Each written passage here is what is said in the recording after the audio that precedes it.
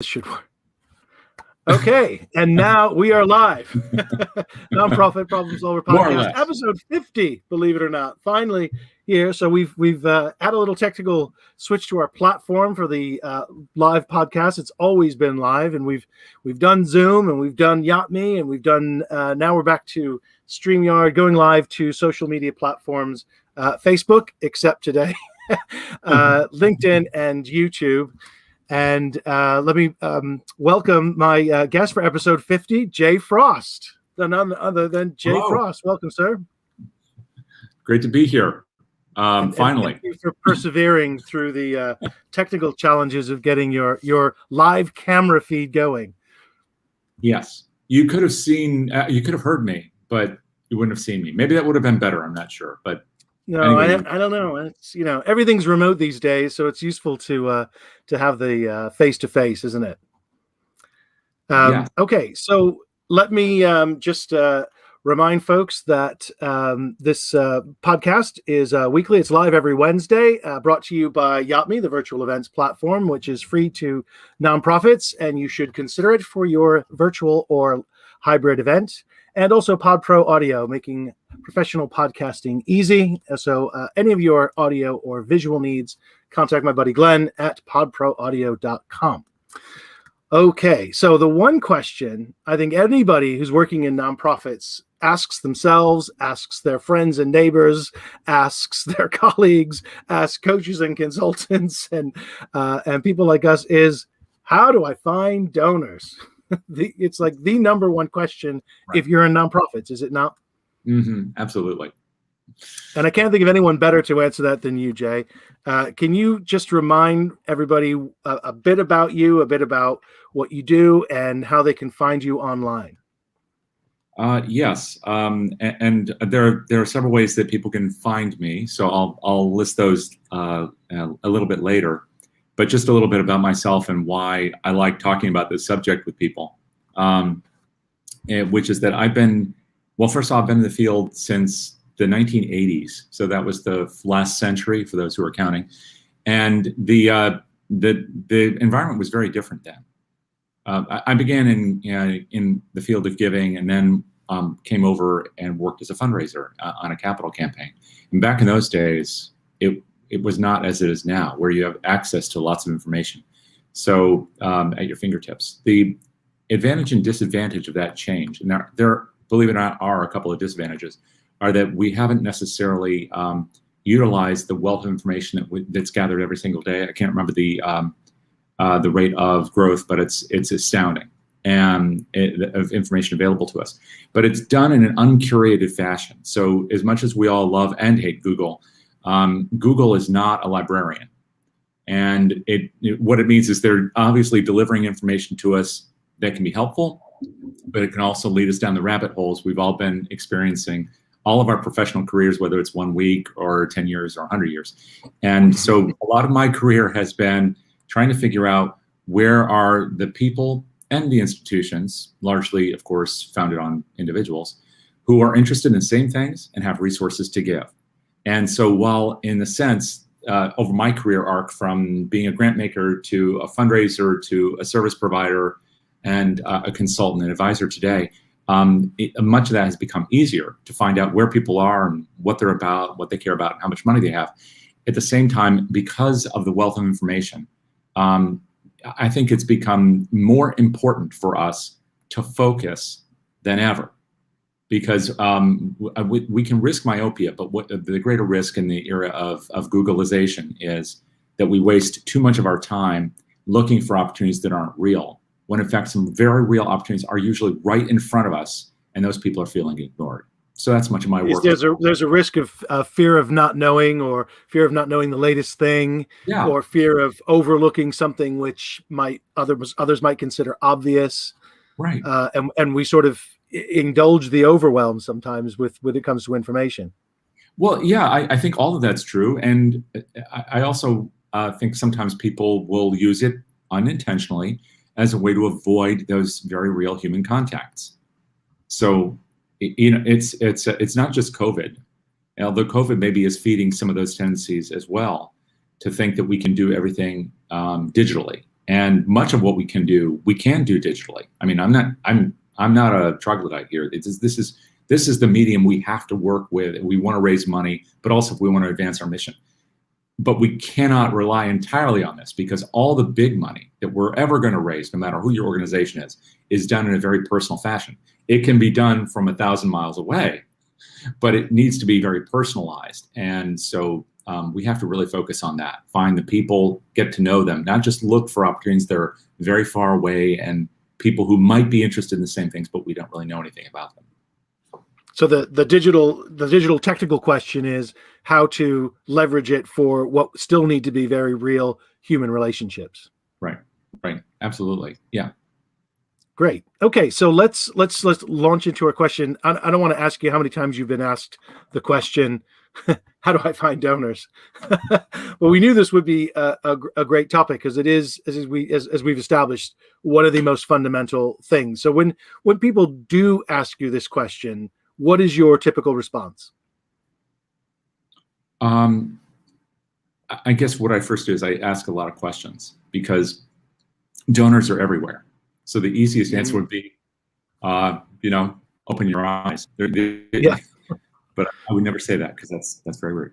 There was an old joke in Hollywood years ago when Robert Redford was a popular and younger man, that you could throw a stone in Venice, California, and hit somebody who looked like Robert Redford. It was referring to all these blonde white guys. Anyway, yeah, not knocking his talent or anything, but the point is the same with donors, in that there are donors all around us. If we do anything from a crowdfunding to a campaign to digital effort, email, whatever we do, we can find donors. But finding the right donors is the hard part.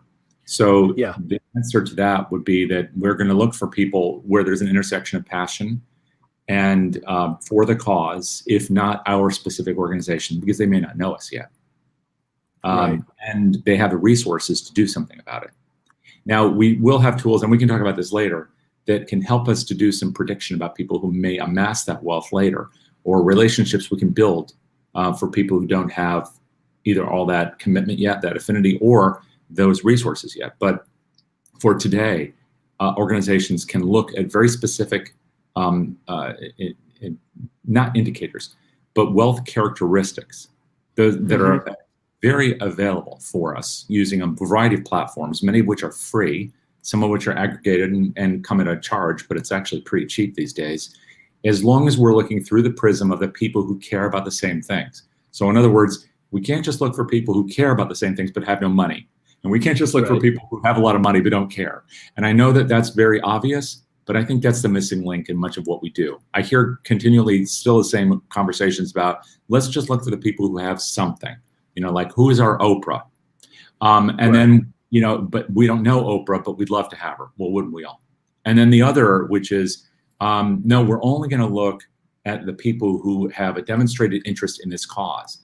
But 99% of the people in anybody's constituent file do not have the resources to make a major gift. It's that simple. Right. And you'll hear people say, we still want them to make a modest gift that's important to them. It could be a small item, but then you can't rely entirely on that, because it's unsustainable and it's not a good return on the effort you're putting in. Right. And I know this is a real hot debate right now in our field, right?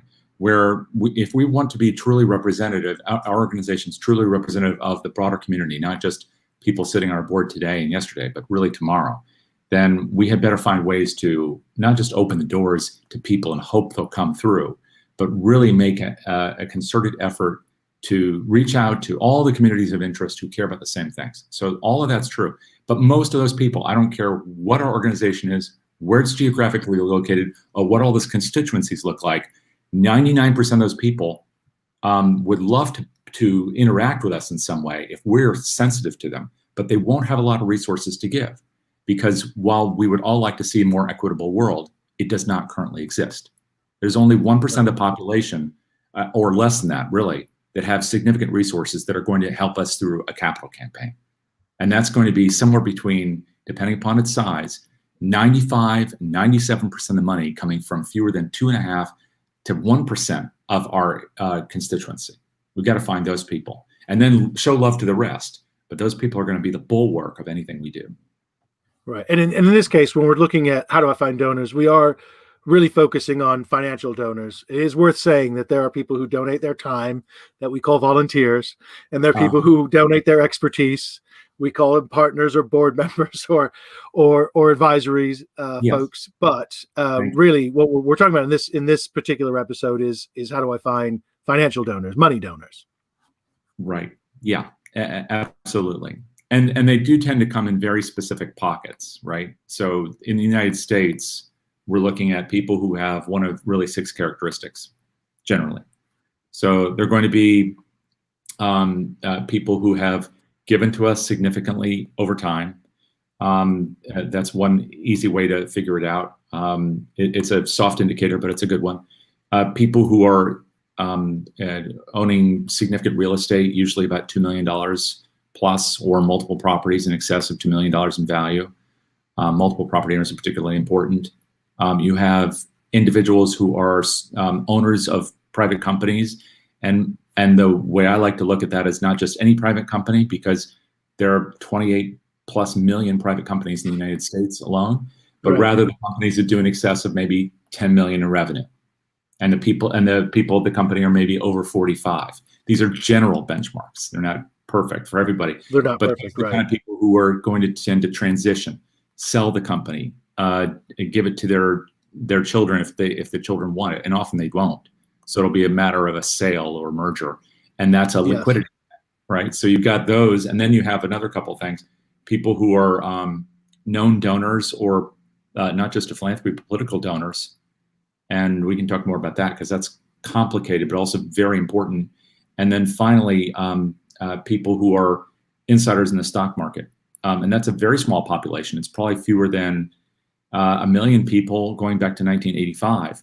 But those people can be especially liquid. And there's a general perception that everybody knows who they are, therefore we shouldn't look for them because they're besieged. And it's just completely absurd. They're just like the rest of us. They're trying to figure out how to go from yesterday to tomorrow. So they just might have a little more money than we do. And but they're still trying to figure out how to pay for lunch and how to pay for retirement, what to do with their kids. But they have something that many of us don't. They have a large security asset, and it tends to outperform the rest of us by historically 11% a year. So you find an insider in the stock market, and you've got someone who tends to do better with their stock. And those people, that small pool, they might own as much as, I don't know, it depends upon the year, 30% plus of the market, right? So over 50% of the stock in a country is owned by fewer than, I think, 1% of the population in the United States. So there are a lot of stockholders, but most are the people who are buying a few shares through Robinhood. It's a bit like dollars. The people who own the dollars, the people who own the stocks. Right. So it's a small group of wealth characteristics. And what was there a last one? The sixth? Sorry? Was there a sixth one, the last one? Yeah, that's right. So I was forgetting. So foundation and nonprofit board members. Ah, right. Okay. And there's a crossover between all these things, but we can't. Yeah. Sure there is. So, you find one and might lead you to others. So you said when people ask you this question, how do I find donors? The typical response is to ask them a series of questions. Right. What sort of questions pop immediately to mind are the first indications that you want from those folks? Right. Pretty basic stuff. Like, what kind of donors are you looking for? What are you looking for them to do? And then there are some technical questions, like how many people are in your constituent file? How long have they been in there? What's the historical giving pattern? How often do you ask people to give? Do you have a large project you want people to support? Are you talking about unrestricted giving or for a project? Are you looking for just their money, or do you want them to be involved? Because this is another tricky part of this whole thing, is that I know that we need money to do what we do, but how many people really want to make a significant investment? In other words, take money away from their kids and give it to an organization to do some work that's going to benefit the future, if they don't feel like they have a voice. Not a voice where they can dictate the terms of what we do, because we don't want that from any donor anywhere at any time. But if we don't want them to be some kind of partner with us, why in the world should they give? I mean, it's sort of like a basic of customer service. If we walk into, pick your favorite store, I don't care if it's Dollar General or Apple, you'd expect to be treated like a human being. And it's weird in our field in that we view often donors in one of two ways, either like, oh, they're the most wonderful people on earth and we should do everything for them. I don't think that happens too often, but it does. Or the other is, well, it's just money. And I think both are unfortunate because they're just people like us, but they do have more money than we do. And if we want to invite them to participate and make a future with us, then we should treat them as human beings. Well, that's funny you mentioned that phrase, because that's the one I sort of bang on to people about, is that with donors, you're inviting them to participate in the way that you address the social problem. That's what you're asking for. You want them to invest, whether it's $5 or 5,000. You're asking them to participate in one way or another. And it does, I do get the looks askance, like, never thought of it that way. And I sort of I don't say this because it would be rude, as you suggest, like, well, how did you think it? What did you think was going to happen when they gave you? Yeah, that's right. So do people struggle with some of those basic questions, therefore revealing that really it's not a well thought strategy? It's just I know I'm supposed to have donors, so I'm looking for them and I'm not sure where to start type of thing? Or people who've been at this for a while and just running into brick walls as they see it, and they just need a helping hand with maybe one or two of those things that you asked about? It seems to be on a continuum, doesn't it? With every organization and the different people in the organization. I mean, we're all learning. If we had a chance to talk more outside the box of this meeting, and we will, then I'd be learning from you, and maybe I'd have something to offer to you. And it's the same way with these staff members in these organizations. So the more nascent organizations, at least in my experience, they do need to have the experience of going beyond, let's say, institutional giving, which many start with, and then partnering with a few donors who make more significant investments in projects, have that experience of really working with them, not being either subservient to them or dismissive of them, but a true kind of partnership arrangement with people who care about the same things, where the projects are driven by the staff and the board, but the donors are a voice in maybe some kind of what the future vision might look like, and they're investing in that. The return on the investment then, of course, is, does it happen? Does it come to fruition? Or are they seeing the markers, or in business terms, the KPIs towards that future vision, whether that's feeding the whole community or whatever. So those things for a younger organization or more nascent organization, small organization, might be more challenging if they haven't gone through that cycle of building those relationships and having some of them, frankly, fail. But failure is okay. I mean, it's just another part of learning. But then you have big organizations, and I don't know if you've experienced this, Kev, but I've seen it where the large organizations also have difficulty changing.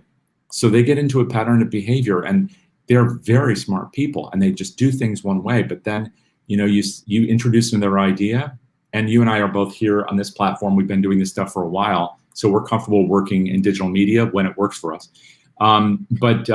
But then we'll work with people where doing an ask on, whatever, a tablet, what is, you can't do that. Or we don't really need social media. This was the thing before, and before that, email. Oh, that's just frivolous.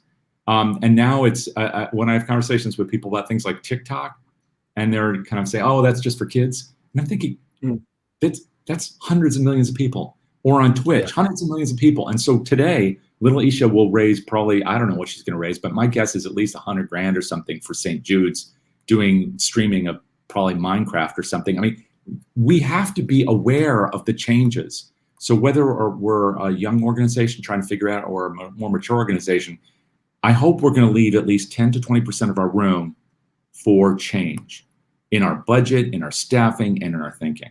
Because if we don't, we're going to miss these opportunities, including the opportunity to make diversity, which we all talk about now, but nobody really defines.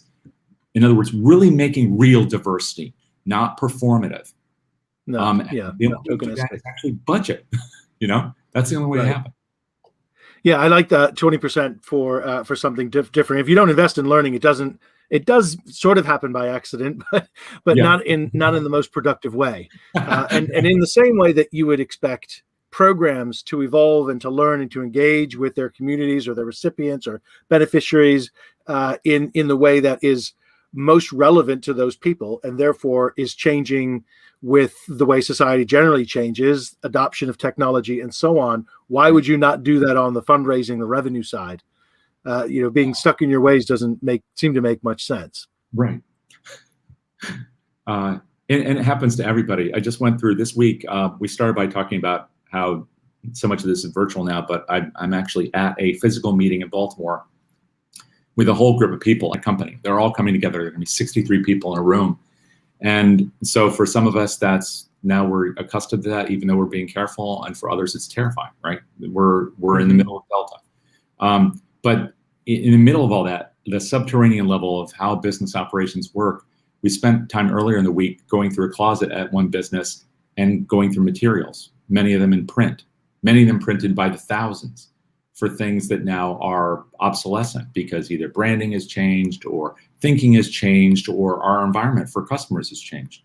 But the reason why I'm mentioning this is because this change, you're right, we have to make sure that there's room in our heads, in our budgets, in our time for continually improving what we do. Not because IBM told us to do it or something, or Six Sigma. I mean, That's all fine, but just because it works. If we make that room for good ideas, hopefully it means we're better listeners. And I know you didn't ask this, but I have a feeling we'd be in accordance on this too, which is that in major gift fundraising, no matter how much we know, no matter where we find donors, no matter how much money they have, and all these other things we can talk about today with finding donors, it's all important. Fundamentally, I think the real way we raise money is by being quiet and listening to other people. Yeah, that's I always put the very first stage of the donor journey. It's people talk about awareness, and it's easy to translate that into, oh, I'm communicating, so I have to send messages out, I have to billboard what we do, I have to do all this, and show up. And the funny example is, if you went to a party or a convention or something, and you're chatting to people in a small cluster, you'd have a normal conversation, and if it was appropriate to raise something, you would raise it in an appropriate and contextual way that people would say, okay, I'm interested or I'm not. You wouldn't stick up a billboard and go, this is what we do, this is our mission. It would seem ridiculous, but yet that's why we often try and build awareness, which doesn't make any sense. What you would do really is you need to be listening, and that's the heart of any successful or effective conversation. It's got to be that listening. And so I'm not surprised we got here. I assumed at some point over our conversation, how do you find donors? As well, you engage in lots and lots of conversations, which means lots and lots of listening. Because the objection to lots of conversation is, I get tired of talking, and I'm not, I'm nervous, or I've got all these issues around meeting lots of people and COVID and this and that. So just listen, just listen. There are opportunities to listen to people all the time about everything. And that's something that I'm constantly trying to remind myself to do at the smallest possible level. So if someone is talking about anything from what they experienced last week at their house to something they're thinking about for their work next year, the trouble they had with their colleagues, what the weather was like, I really don't care what it is, because there's something in there that they're trying to message. And unlike the broadcasting you were talking about that we all have done so often and so badly, I think that people are hungry to connect with other human beings and just be seen as real. And if we are not, fundraisers especially have this kind of power to be able to give people the space to reveal their greatest vulnerabilities, so that we can help them to achieve the thing that they are vocalizing is important to them. And as long as it's well aligned with our mission, everything is groovy.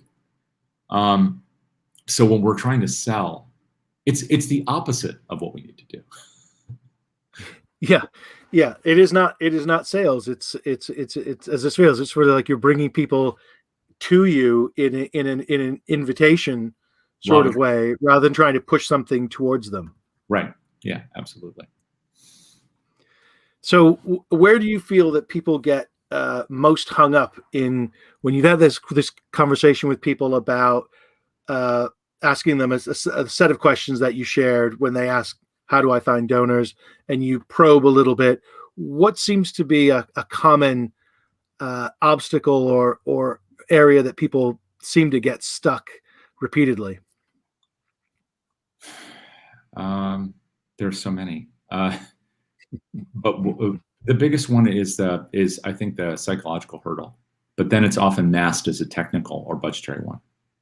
So it's and so if you don't mind, I'll just use another old story. When I first got into the field, I was, as I mentioned, I was giving away money, and I was really young to do it.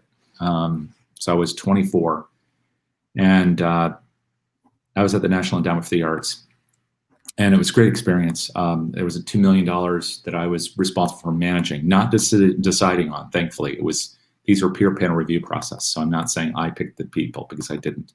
But it was a great experience, and I had a lot of interaction by phone where people didn't know what age I was. So it was a very different kind of experience, anonymity. Anyway, I came out of that and worked as a fundraiser, and then went into services pretty soon afterwards. And one of my first appointments was with someone who had been a grantee back when I was at the NEA.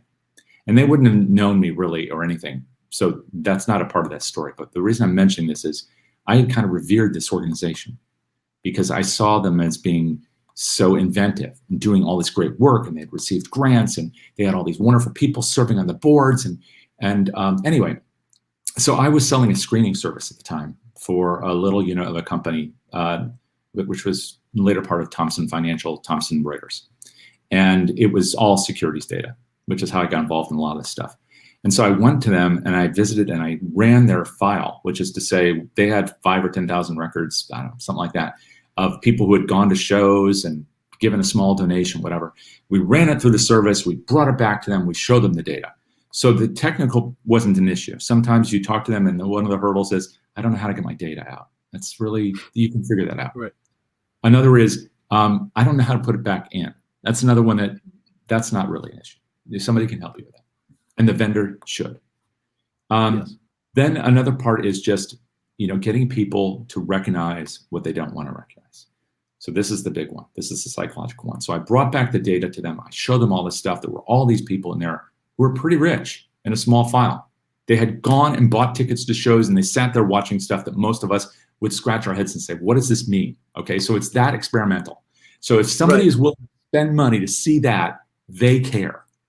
So, and this would be true of anything that's a little bit, off the grid, right? Whether it's feeding the houseless or whatever it is, if you're doing something that's a little bit, hard, then you bet if somebody's giving you $25, they care. Anyway, so we ran the file. We had all these people. I showed them all the data. I said, it's only going to cost whatever it was, $5,000, and you can have this. And they said, well, we could do that. We could spend the $5,000 like this, or we could spend $5,000 writing a few grant proposals. And I think we'd rather do that. And I asked why. And they said, well, because I really don't want to talk to these rich people. Well, points for honesty. It's just, I think that barrier is in our mind. I think that's the biggest one. Are we willing to change and open the doors and share power? Oh, is that, you think it was a power sharing issue rather than I just don't want to share space with these type of people? Yeah, well, it's probably like, again, on a continuum. So it might be you don't want to literally share space, give them a seat at every show for donating a higher amount of money. I don't know what it is. But I think at some level, they were uncomfortable with having, any kind of perception that they might not be able to completely control the vision and program of the organization. But they should be able to control that, as long as, in fact, they recognize that they themselves are operating a public good. Right. That's the deal for the tax exemption, right? That's right. I mean, it's interesting because we talk about the relationships, and I wonder, we do have in our field, at times very stark, at times less so, distinction between the programmatic side and the fundraising side. And certainly in large organizations that becomes more real, and they do attract slightly different individuals. People have different sort of career paths through them. And I'm sure you're like me. You've known executive directors and program directors who've spent their whole time in the program side and really don't like talking to wealthy donors or prospective donors, because they sort of feel that it's hard to have a genuine, authentic relationship with someone who doesn't really share any experiences that I do. And we live in very, very different worlds, and there's a psychological barrier there too, isn't there? Yeah, and I wonder. I think we can get beyond that. I know it takes work, but it's sort of like talking to anybody whose experience either is different or you think might be different. If we can just put aside some of our kind of inherent biases or prejudices about people whose experience might be perceived as different from our own. And there's a show on Netflix now, which is The Chair. I don't know if you've seen it, about the chair of an English department. And anyway, it's a comedy, but there are two parts that have to do with philanthropy in this show, in this brief series, that are very funny. And one is about David Duchovny, the actor best known for The X-Files and California. Yes. And he's there, and they bring him in because they want a star who's going to be able to bring in a lot of students, but butts and seats, as the dean says. So there's this whole thing about David Duchovny. And by the way, David Duchovny does a great job of kind of spoofing himself in this series. Part of it is, in the end, the chair of the department saying, well, we really need to do serious work. So how about instead if we make this the David Duchovny program and you give us so much money and then you get a chair, so you don't have to rewrite the paper you wrote in the 1980s with Harold Bloom at Yale.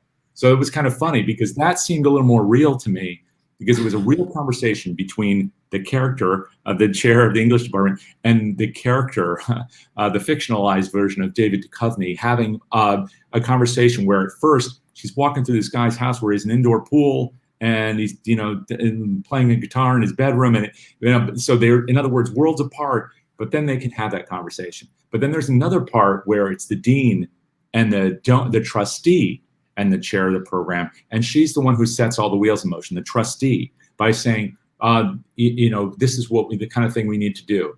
The reason why I'm mentioning this is because, at least in our minds, that fictionalized version of our donor relationships, the way they're portraying the trustee is that one where, I have to be careful because I might lose my donor if I say the wrong thing. And right. I know that's a real thing, but we have to be willing to say honest things, and we have to have enough respect for our donors, regardless of whether they have $100 million or $10, to treat them as fellow human beings instead of either revering them or denigrating them. They are not different people. They're just people who have more resources. So we gotta stop thinking about it as a power imbalance and start treating them as family. Yeah, I love that you say that honesty is a way of showing respect, whereas a lot of people would question that or feel differently about it. And it's saying if we're too honest, we might lose them. If we say what we really think, we might lose them. If we say what our vision really is, we might lose them. But then shouldn't we? I mean, if we're saying something and then it really doesn't work for the other person, they're not a good investor in our program, right? We're not a good partner. And that takes. And that's the sort of last thing I wanted to touch on is your take on the scarcity mindset, which we hear a lot about, and this question of how do I find donors? You're almost guaranteed that there's some level, again, on a continuum of scarcity mindset wrapped up in there, and the fear of, I can't lose this donor. It took us years to find this donor who's important to us and a significant part of our budget. We could possibly replace it. That contribution if we lost it, and there's that is a real genuine fear. So tell me a little bit about your perspective on the scarcity mindset, and how you come across it with this searching and cultivating donors. Yeah, it's hard. It's hard. I mean, I try to, again, just be mindful of the fact that my attitude is not the same as necessarily everyone else's attitude. So I have fear like everybody else. And I think fear is the operative part of this. That Yes. if I'm afraid to fly. I don't, well, not so much anymore, but now I tolerate it. But I don't like flying. And so I had to deal with that. A lot of people are afraid of public speaking. That's something I enjoy doing. A lot of people avoid that. So there are different fears that we all have, whether it's spiders or donors, right? People have a fear of something. So getting beyond it is important. And I think the first part to getting comfortable with it is to know more. So it goes back to the first part of our conversation. What can we learn about what we're looking for, doing our self-inventory? What are the kinds of donors that we need and want that would be good partners? And then let's try to be broad-minded about that, so we're not restricting ourselves. And then the second part is, what can we learn about them? What are the resources and tools so we can really know them? This would be sort of like going through the process of getting over your fear of flying. You never really get over it, but you do get comfortable with it when you understand what flying is really about and what turbulence really is, so that you can control some of your emotional response to unpleasant or unpredictable circumstances, and instead find some degree of pleasure in that pain. More like Laurence Olivier famously having to throw up before every performance. I'm not suggesting fundraisers should throw up before every donor visit, but I do think it would be important if we got comfortable with our discomfort, but not try to seek discomfort, which is a place where I have some disagreement with some of our colleagues in the field. I don't think our purpose is that. But I do think that one way we can do that, besides intelligence, right? Donor intelligence and self-awareness, is a third piece, which is to make sure that we utilize the skills of diplomacy and listening, so that we don't necessarily find ourselves in a position where it is so beyond our control that we fear the end result. If we are truly listening more than we talk in our field, then I think that we're going to run our risk of losing people all over the place, like on a battlefield, is actually quite small. Maybe the greater risk is having to serve all the donors we find, but that's a topic of another discussion. Yeah. But I think that's the way you go about this is important when people pursue or cultivate for quite a long time. At some point they've got to recognize this person is either going to convert to becoming a donor of some sort or not. Right. And if you approach that with scarcity, you want to cling to every single one, perhaps longer than is necessary. But if you sort of take a different approach to it, where, as you said, donors are everywhere, you be very clear about who you are and what you stand for, and have those conversations, and eventually you will attract the people for whom those messages resonate. Right. Yeah. For me, the glass is always more than half full. So that's why I know that's my bias, that's my prejudice, that's my weakness and strength. And for other people, I totally get it. It's scary. You might lose something. You can't get it back. The world is falling apart. We gotta just be rational enough about that part of it, know enough about what we want and what others have, and what we're trying to do, and where there's a marriage between those things, to try and get past that fear. And then, and if we're really weird about scarcity, we'll just work our tails off. So frankly, in a tactical sense, our pipeline is sufficient to our purpose. The biggest risk, the real risk, I think, is that we don't have a sufficient pipeline to carry out the work we want to do tomorrow. Because if we're still working on yesterday, we are in big trouble financially. And especially in times like this, the organizations that did well in this last year and a half, and there are some that did brilliantly, didn't do so just by accident. They did so because they had done some planning, and then they continued to work throughout all this. Every organization can do that. They just have to be committed. And there is a bit of a numbers game in the notion of a pipeline, how many people you're actually speaking to, and so on. I sort of tend to think of it as a sort of filtering mechanism. If you really think it's scarcity and you're looking for a needle in a haystack, for example, you Right. better get busy and start getting through some hay pretty quickly, and Right. not take it personally. They're just people who are might be lovely in every way that you can think of, but don't want to give to you. Yeah. Yeah. Absolutely. Yeah. There are something like 250,000 people on the skin of the earth, according to Credit Suisse, Merrill Lynch, Capgemini, and all those groups, that have over $50 million in investable assets. Now, that doesn't sound like a lot, especially if we only have a quarter of them here in the United States. But that's people with over $50 million in investable assets. And my question is there somebody like that in your universe and you have knocked on their door? Did you not send them a letter because somebody told you, oh, we don't do that anymore? Did you not pick up the phone and just say, hey, how you doing? I mean, there are very easy things we can do. So when it comes down to pipeline management, that is more like sales in the best sense of the sales word. And we should be doing that. And that's something that our databases allow us and help us to do. It's something that we can teach our staffs to do. And it's something, frankly, our donors deserve. My wife is from Japan, and so something we always joke about is the difference between customer service here and there. And this is not to say one place is better than another, just every place is different. But one of the things that's really different when you go over there is if you go into a bank and then you do your transaction and then you leave, they thank you. And here we tend to thank the people at the bank. Now, I'm not suggesting that we shouldn't be thanking a teller for doing their work. We should, but rather that we have kind of inverted the relationship where the person who holds the money is king as the customer. I think we ought to find a way to create a better balance. I think nonprofits are able to do that, and we're able to do it through our donor relationships. Again, not just doing everything transactionally or everything just a tiny little pipeline, but a better management of a system of that, so that it's that haystack. You're constantly processing the hay. You're finding the needles. You're putting those in the portfolios. Now we've totally mixed up metaphors. And then you're continually making sure that there's a touch point with each of those people. So when the time is right for them and for you, not for one, not for the other, but for both, then we really have a marriage of opportunity, and we can make sure that things get done that need to get done. When we don't do that, those things don't get funded. People don't eat. Cancer doesn't get cured.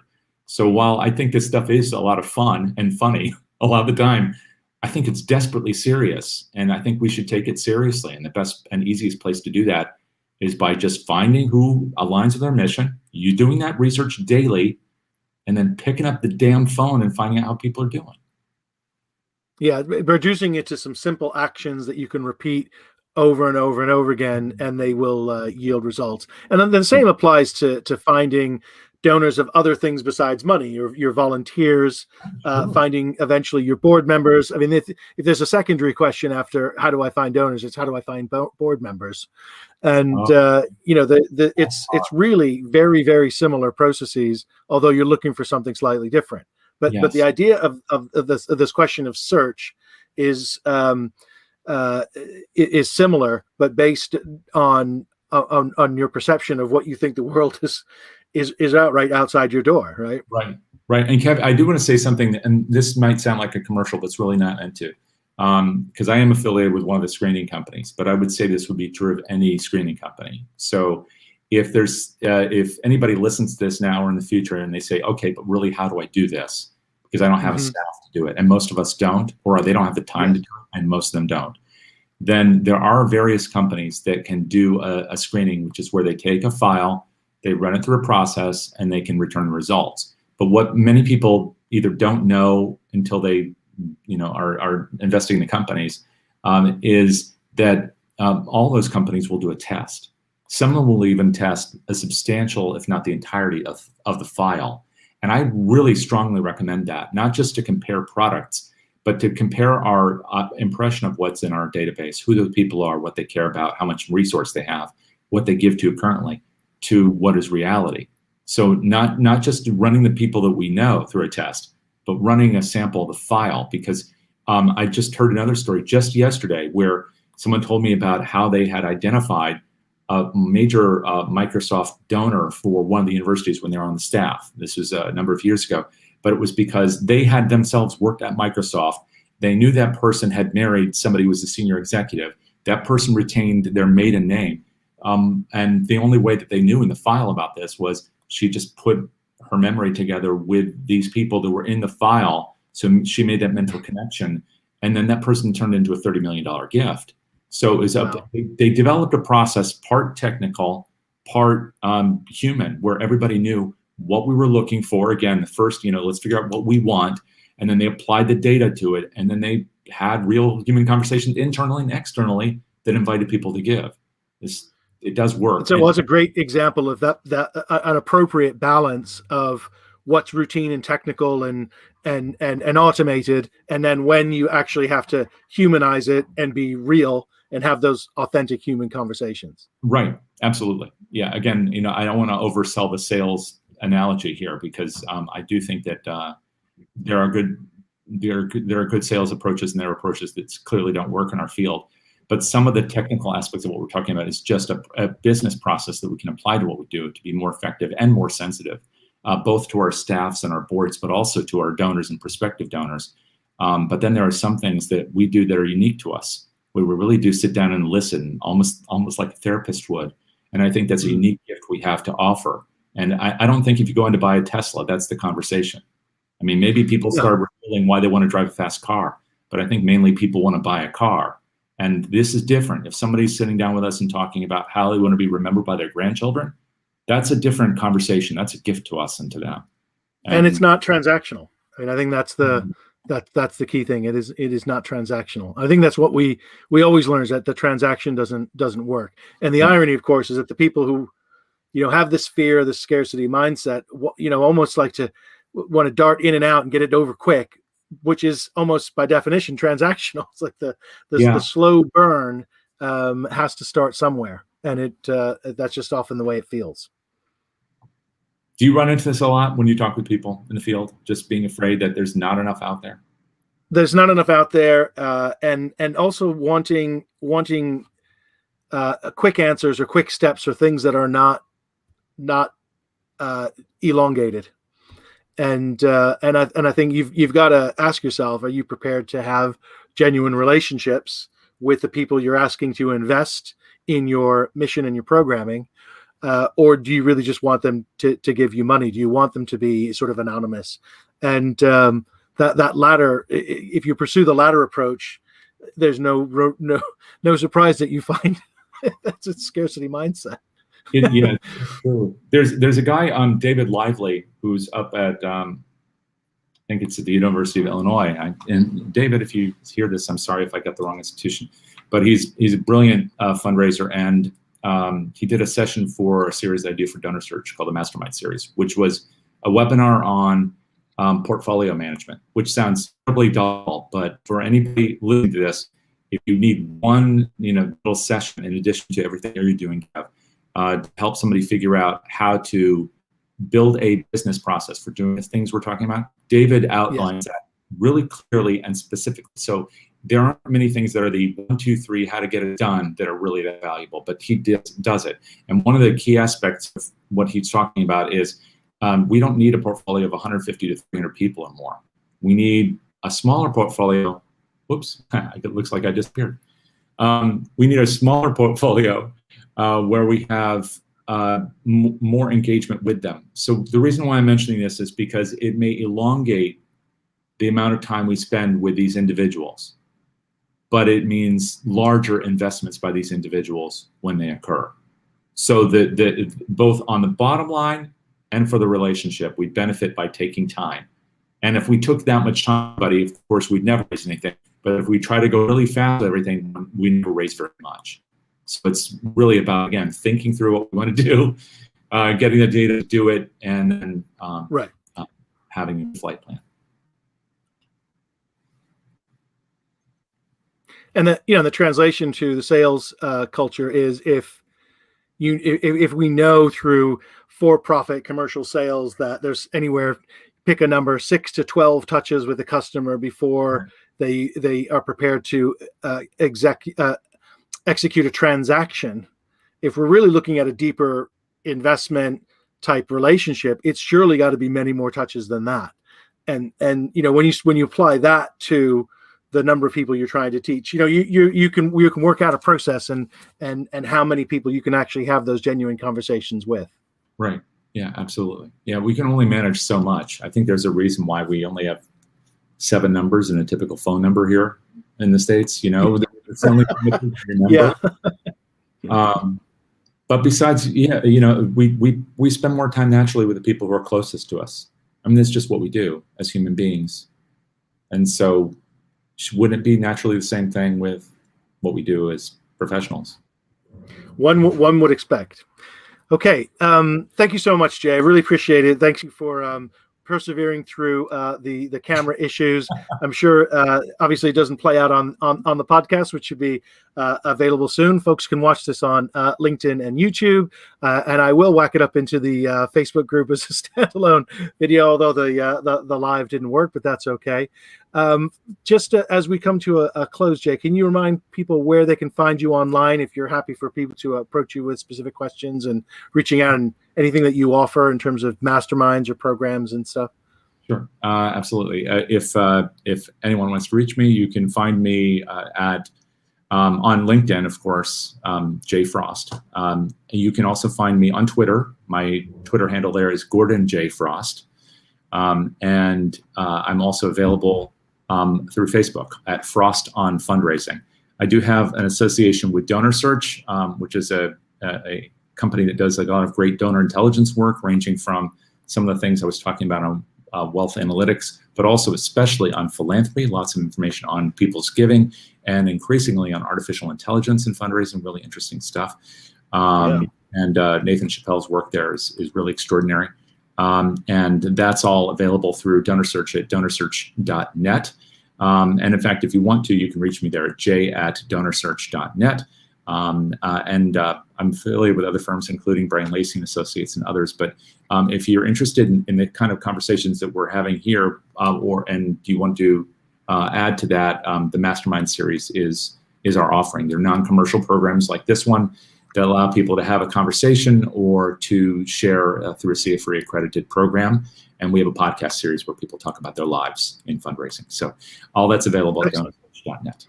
Lots of ways you're going to touch. Thank you so much, Jay. This has been episode 50 of the Nonprofit Problem Solver podcast.